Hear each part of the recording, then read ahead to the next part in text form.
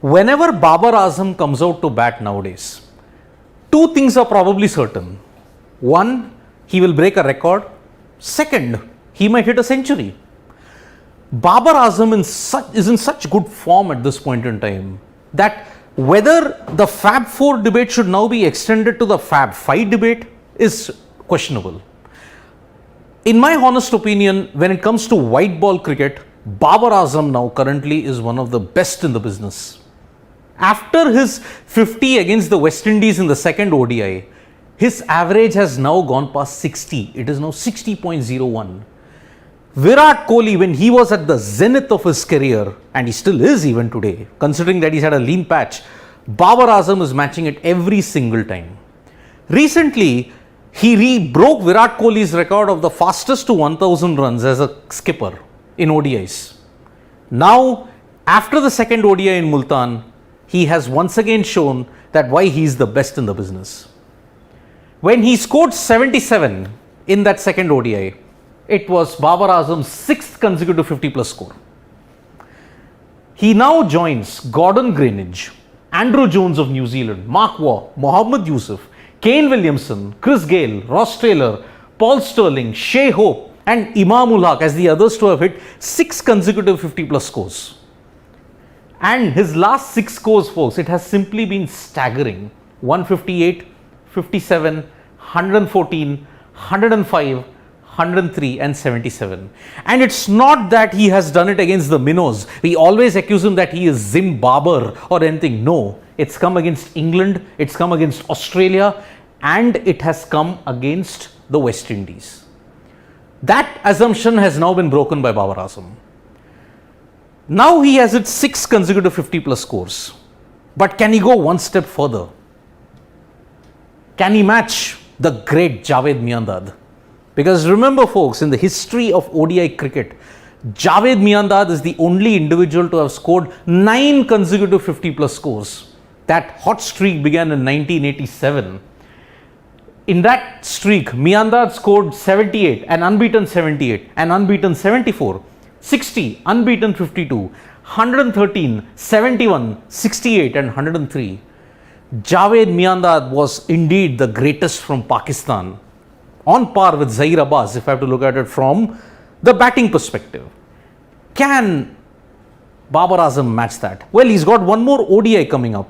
And against the West Indies, as you know, he hit 3 consecutive hundreds in 2016. He's hit 3 consecutive hundreds again in this sequence, but he hit 100 in the first match against the West Indies, missed out on 100 in the second. He can go past 50 in the third. What's stopping him? He's in such rich vein of form.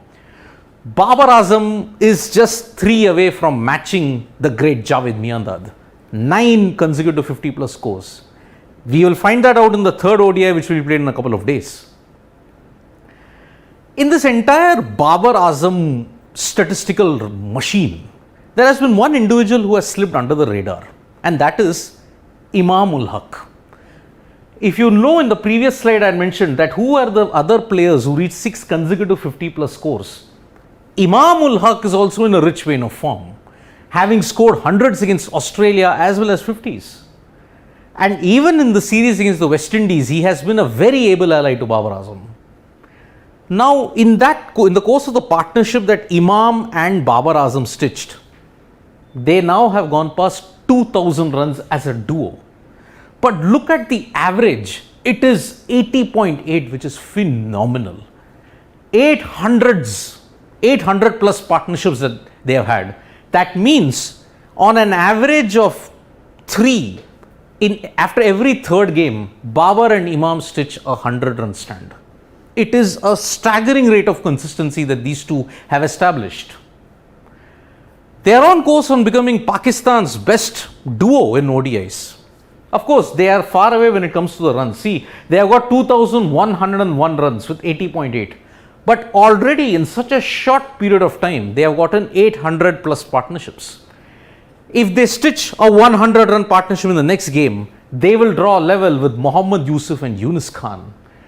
That duo had 2,950 runs at an average of 44, but 900 plus partnerships. They are already level with Inzamam ul Haq and Mohammad Yusuf, but that duo 4,082 runs. That will take a lot of catching up to do. That consistency has to be maintained. Imam and Babar are now in the new generation of Pakistan players, along with Mohammad Rizwan, that believe in consistency. In the past, Pakistan's bowlers would dominate and Pakistan's batsmen would be relied on some few instances of individual brilliance.